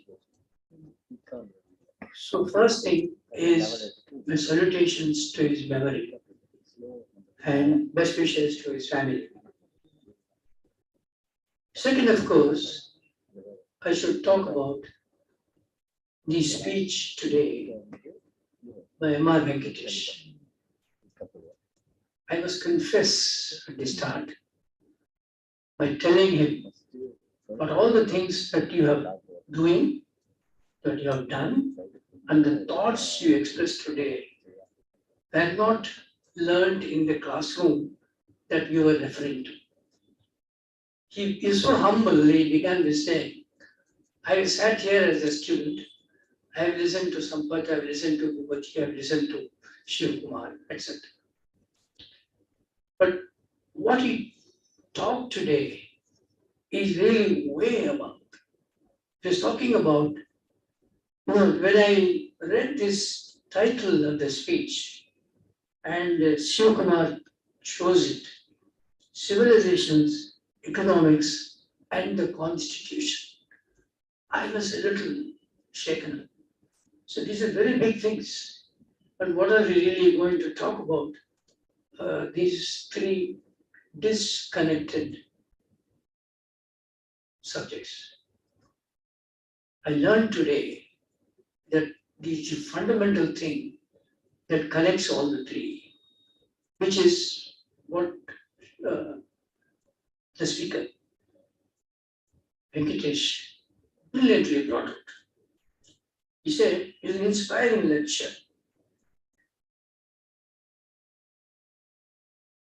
He gave us a dimension to look at taxation in an exciting way. He talked about the purpose, soul of taxation. He used the word soul very often. And he talked about the soul of public policy in terms of revenues in this. And really stirred my heart. Then he said, we are so obsessed with the expenditure side that the government spends, it gives out to doles, etc. All those things, political criticism you have heard.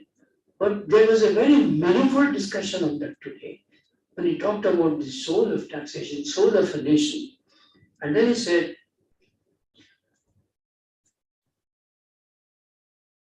civilization of duties, which is a thought-provoking idea.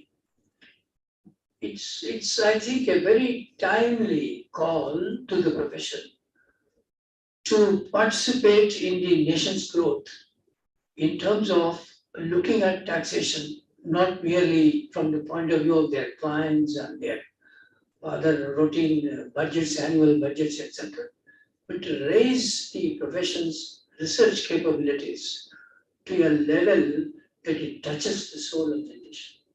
Brilliant, it was very brilliant, Mr. Venkatesh. And I really wish that more people were present today to get home the idea. He said, go back to re-examine the taxing model. He said the profession can do this, certainly. And unbridled powers to tax, and he was referring to Mr. Palkiwala. So I have heard those lectures, and I was really thrilled to hear them again after this interval and look at the validity of the idea that he really meant.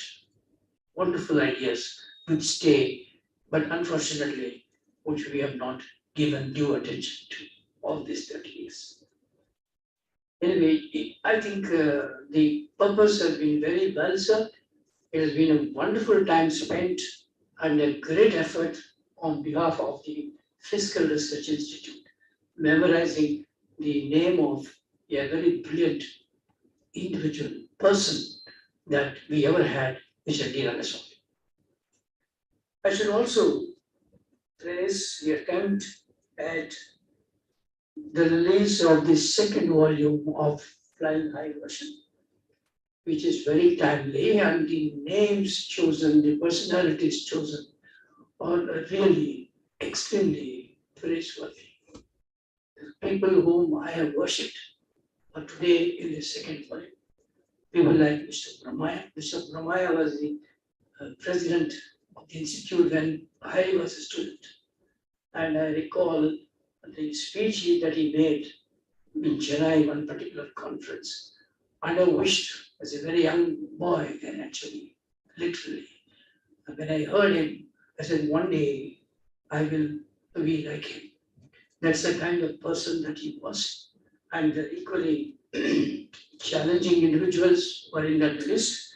I think that we should congratulate the attempt in bringing out this book, the efforts put in bringing out this book, choice of the persons, the way it is written and presented. And it was so thrilling to see Manoharan again on the video today.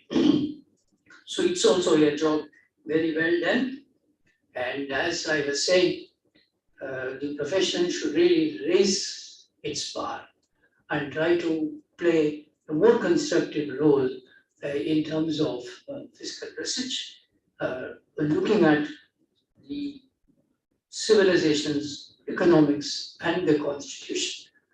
The references to the constitution made by Venkatesh in terms of relook, and he pointed out that it's a pity that we are not spending enough attention, giving enough attention to the revamp of the fiscal system. I think these are good, and at least there are persons to speak, and persons whom we know, who hail from this part of the country, who have been with us now, are able to make these matters, discuss these matters at a national level, makes us very proud. Thank you very much for this wonderful opportunity, Shilpa, and everyone else, and for the excellent summary of the speech that Mr. Prabhakar made. I wanted to refer to some of them, but she stole the limelight. Very well done. Thank you very much. It's very nice spending this evening, and I appreciate the opportunity that came my way. Thanks to my wonderful friend, Shukmar. Thank you. Thank you, sir, for those kind words. So nice of you. We will now request Sri Sundar sir to present mementos to our to the Thunder Man, probably like Raj. Okay. Sri B Sampath, Director of Finance, Tractors and Farm Equipment Limited. First for the teacher. First for the teacher, all.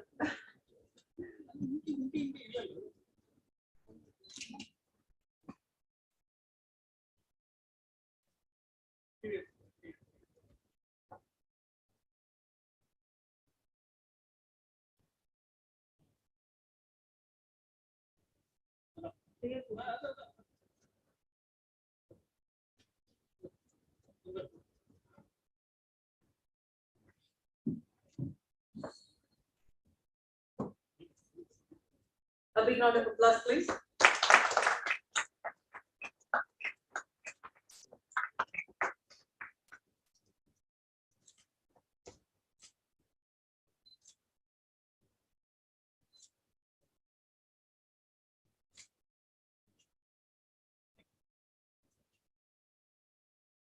Next to Sri M.R. Venkatesh, practicing advocate, New Delhi.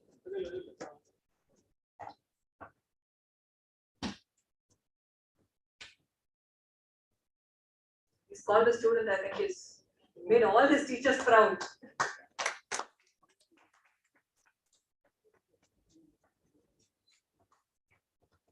Big round of applause, please.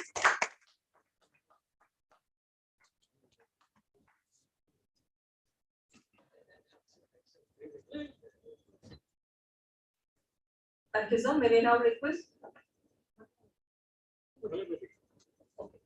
one more memento, special memento to our chairman.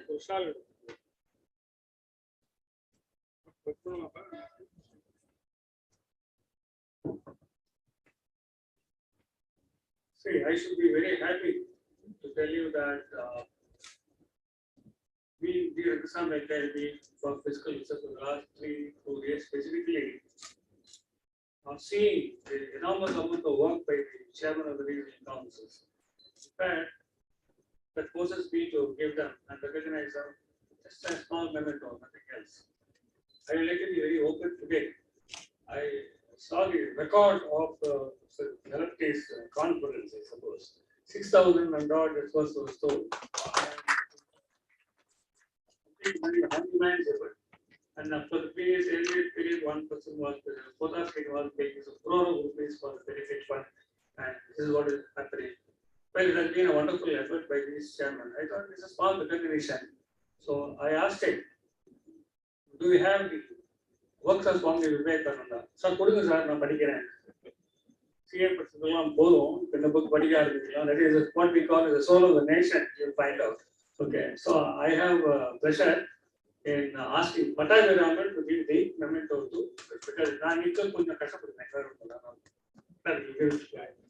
Put in the shawl.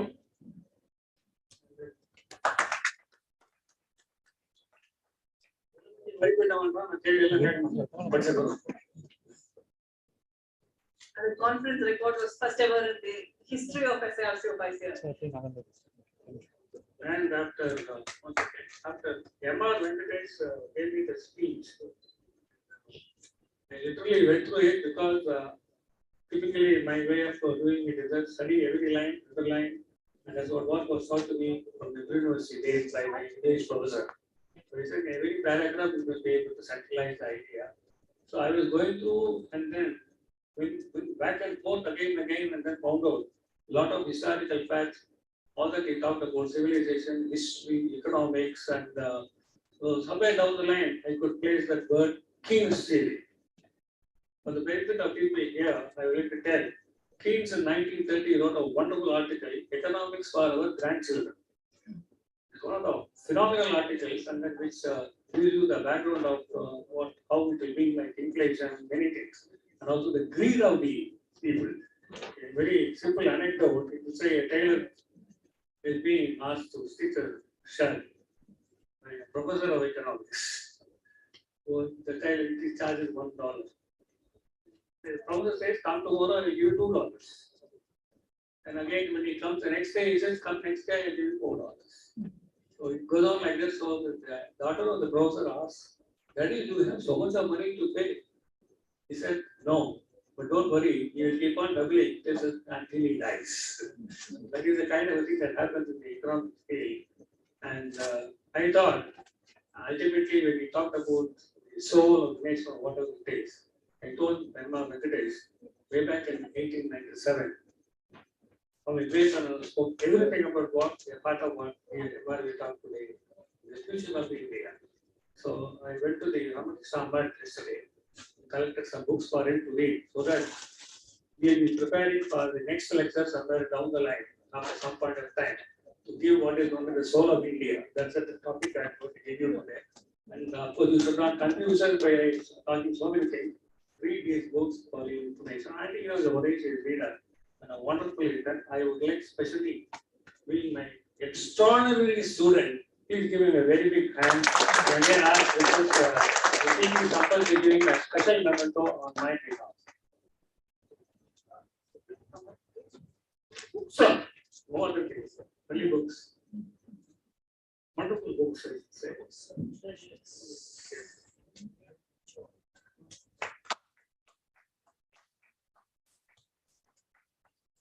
Because Subhashni finds the next aspect of it, not only she deserves the memento. So today I have given a lot of roles to Anusha. So one more role to Anusha. Okay, you can now give her a shawl and a memento. Okay.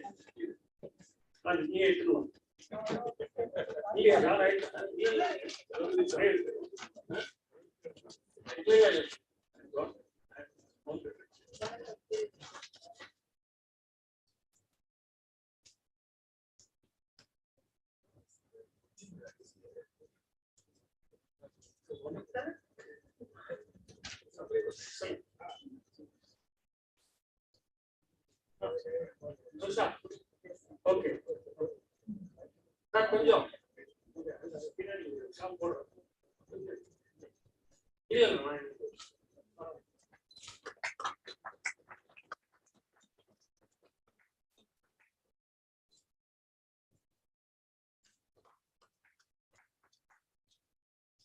There is one person who has been with me from society all the time, who is helping me a lot. And I would like Mr. B Sampath to give us the copy of the book, Mr. Balasubramanian of Society of Auditors. You want to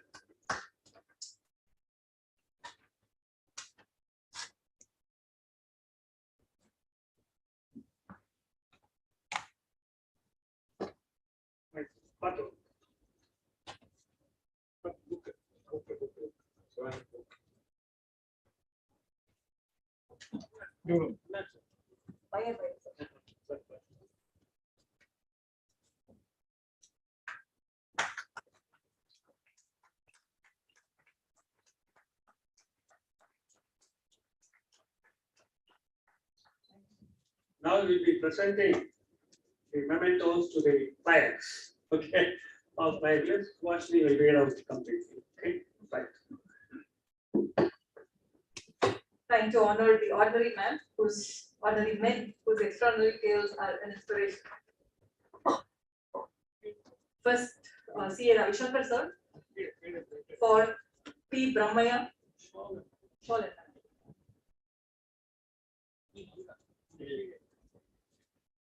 May we now request CA B Sampath sir to honor the great men. So it's a great honor that P. Brahmaya sir is honored at Brahmaya Hall of SIRC of ICI.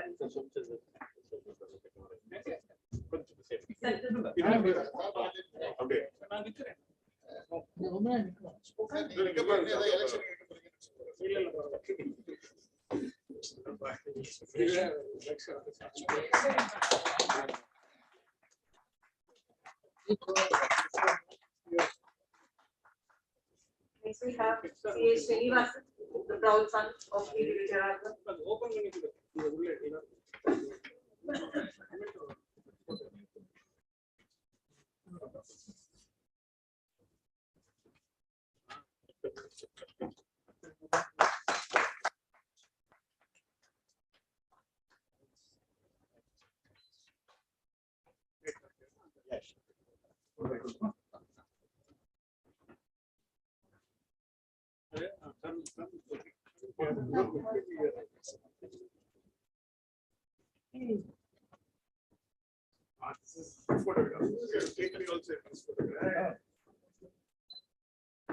Right. The person is actually after you. After his teacher. He was my cousin of B Sampath and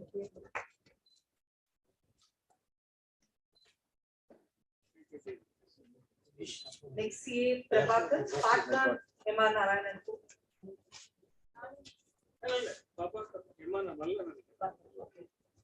Mr. Prabhakar, son of N.C. Sundararajan.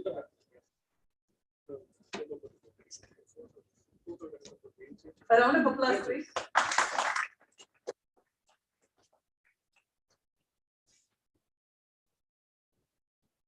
Rapping will also bring in immunity to COVID. CA Geeta Ranganathan. To receive it on behalf of CA Srinivasan. She had the privilege to write about him in flying. Prabhakar says N.C. Sundararajan occupied the post of president of the CA Institute exactly 30 years back. Thank you someday. Wow. That's good. And I'm happy the first few visit around my students. on behalf of N. Srinivasan, who could not make it. In fact, I was quite happy that he will be making it. Okay. Next we have Ms. Bella, He was supposed to come. the proud daughter of Sri Anyway. Ashok Kumar. This is my Gita only interviewed N. Srinivasan fully pronounced. Thank you. Bella, come.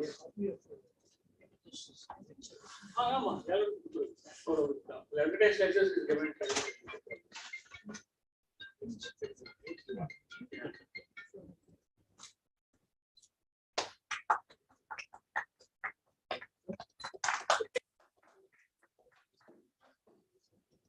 C. Venkatesh Subramanian. On behalf of the same Bala Subramanian, right? Okay.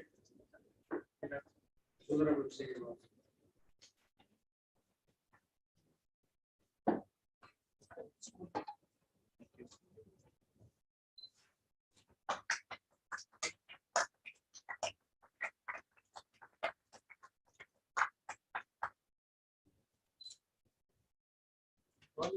Next we have C.R. Gopati sir on his own behalf. Big hand, very big hand. You are the teacher. Yes, put that, right? When I want to write some management account to take exam. No, I went for it. Trying to honor the team behind the book, Flying High version 2. Mr. Malay Selvan, the designer. I think he's the right hand of Patabi sir, who understands what Patabi sir thinks.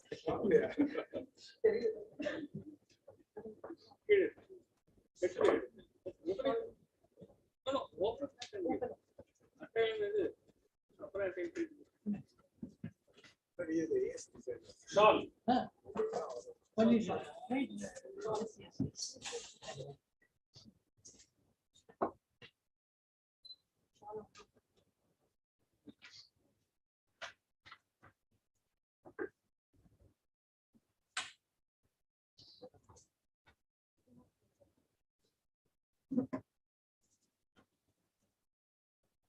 Yes, literally struggled a lot, I should say, because along with Patabi. No, I know how difficult it is to change a particular word or this. Oh, massive work that my hand. This CA Gita Ganadhar. Yeah, Malaysia. She insists on being our own torchlight. Again, this is for her.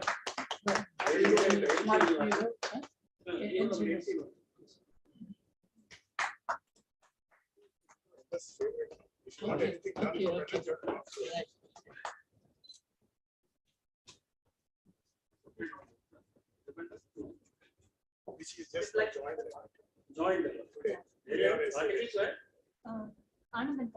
Oh, I think that's all.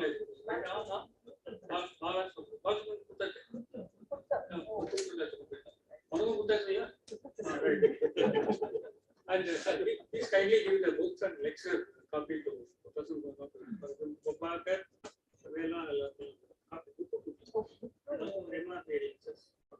So you got a printout of Emma's lecture.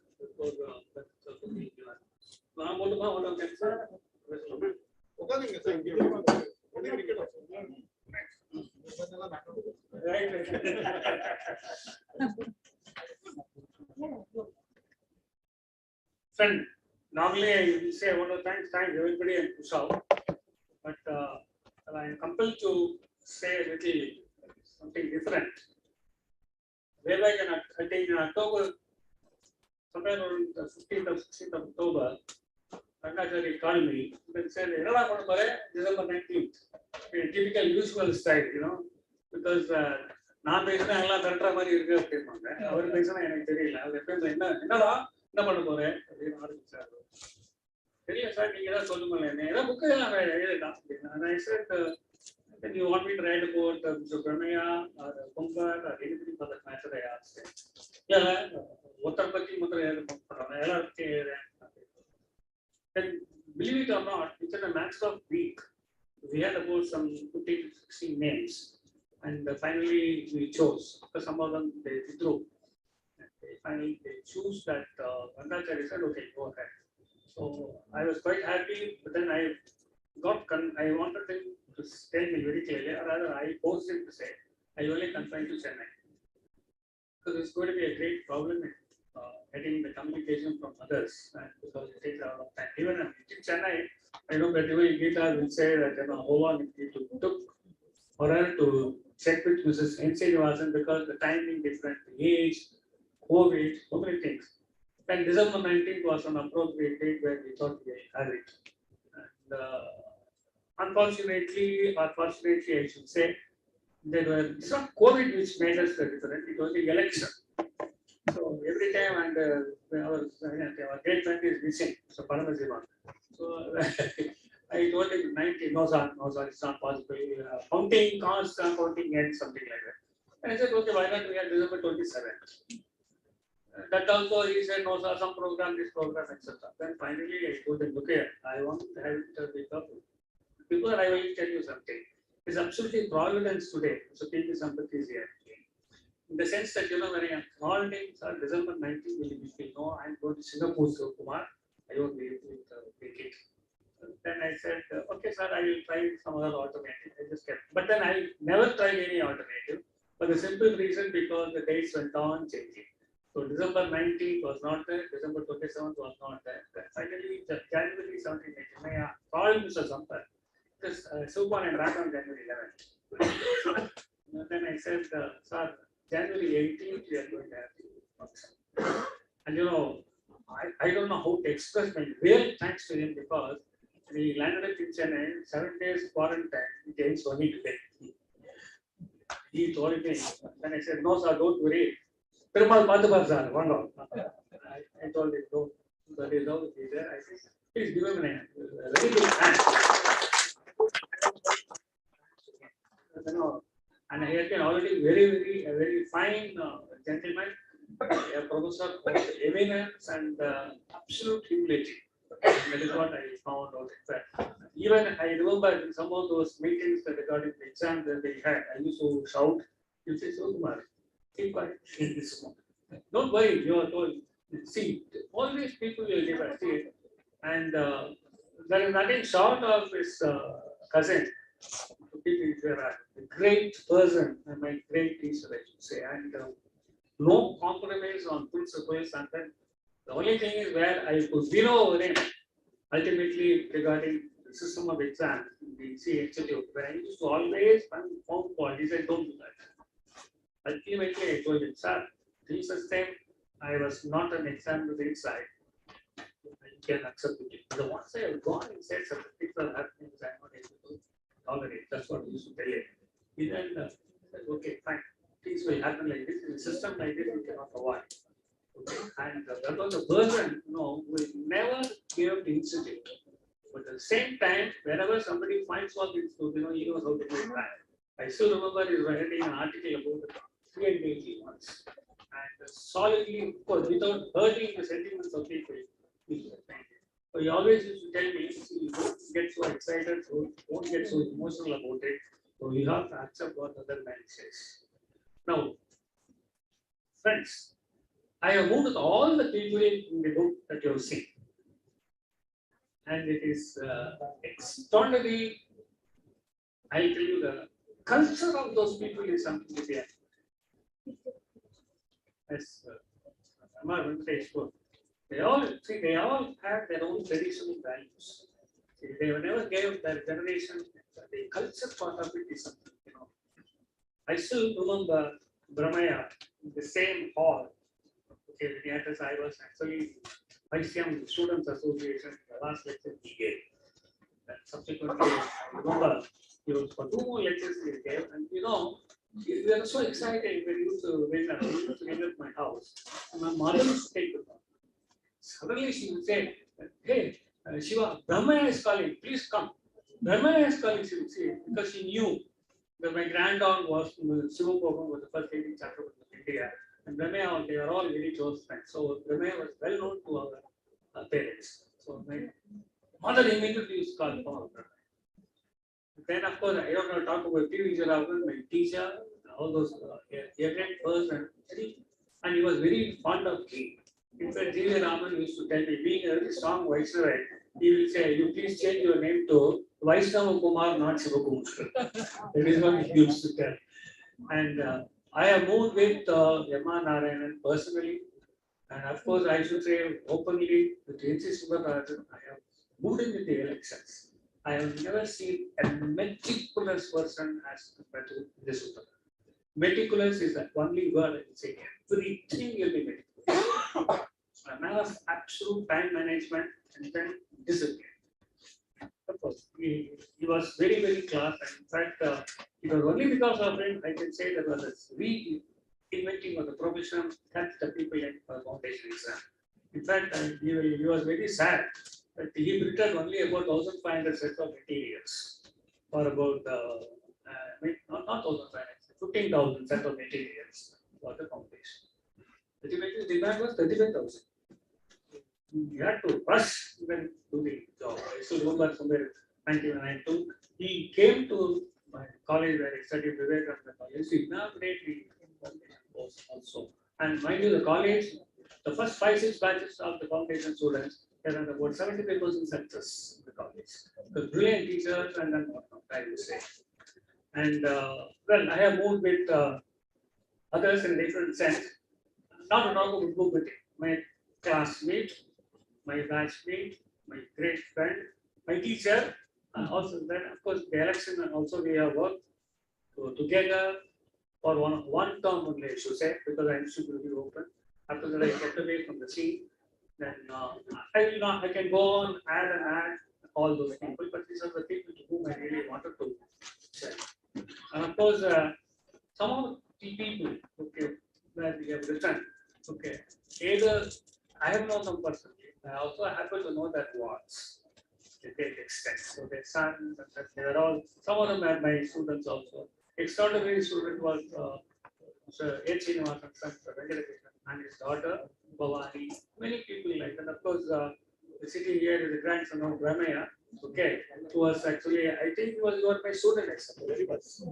I remember him not in the institute, but in some other place, where he was looking at the corner. Who this guy is?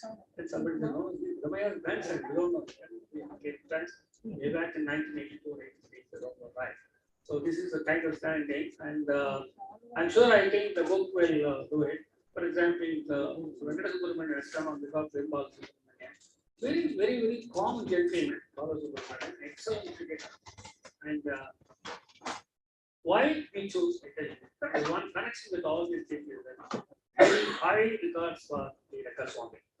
In fact, I should say the proteins of Rangasamy from the Society of Auditors is my good friend Bhupati, Nagaran, Balakrishnan. All these people became the presidents of the Institute of Services of India. This is just I wanted to say, and I have not done anything in this book. In fact, except to get the name, get the connection, positivity, etc. Everything was written only by my good friend.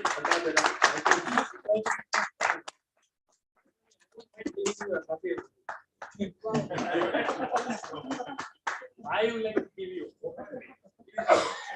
Take it from me. It's only a hope. Phenomenal work I have seen, and I tell you, and of course he is quite calm in doing this, and I don't know how he is able to catch up all these kind of people to get their things done interview, because I will never do that job, but he has really shown this way writing the book. So he was asking me, we are writing next book, what it is. I'm going to say, no, I want to retire. Okay, I think this is enough for me to do this, because it's going to be very, very tough task. Because last 3 months have been very, very, I should say, not only COVID, but I was also affected to some extent. And apart from that, also heavy tension in collecting. And today, till 5 o'clock, I didn't receive the books. So that the person said, 4:45 I will be there. I said, I want only 25 copies. Don't, because printing was getting delayed. Obviously, he had his own problem. The printer said, sir, 5 of my staff are affected with corona. So I don't think it's something beyond control. But somebody managed it, and exactly at 5:10, The fellow came with 50 copies of the books or something like that, so I was quite happy. The mementos were also yesterday was full of rain. So the fellow said, sorry, I'm not able to make it. So this morning, I went up, my own driver who is not well at all, I told him he has taken a tablet. So he's just sitting in the car, I told him take this. So we went to Paris this morning for the mementos. I hope those who are able to come today along as a representative and also in person, I think especially, among them, the in-person person is happens to be only Mr. Bhupati. So please, Bhupati, give him a big, very big hand, because Bhupati was also not very sure. Shiva, I don't know whether I able to take it. I said, you make it. I want you to come. At least you make the day, Bhupati party. Okay, I want to congratulate you for that completion. Great, all of you. My word of thanks for B Sampath. You know pretty well, he summarized the whole thing, simplified the whole thing. Rather, he's already a person whose lectures will be absolutely simple to grasp. So he simplified the whole thing. And Venkatesh, I think I'm sure you will start reading further what I have said with an extraordinary. I think the summary that by Subhashini was also great. And I'm sure about, I think all of us definitely enjoyed this program. And in a very calm and very peaceful manner, I do wish all of you good health. And I hope let us get rid of the COVID and all those things in the coming years. I should say year, because people are always trying to tell it will be like that. So let me thank all of you for coming over here. With thanks to Jalapati, okay, who made it. Sorry, 18. Okay, no problem. Sir. And of course, he has come back. My friend, good friend Paramasivam has come. Of course, Paramasivam always used to give me a lot of difficulties, goosebumps. No, the last information he gave to me was that, sir, ask all of them to get a vaccination certificate and all those things. So I was terrified about, no more vaccination, because I got my vaccination a week back, my first dose itself, because of Corona, I couldn't take it.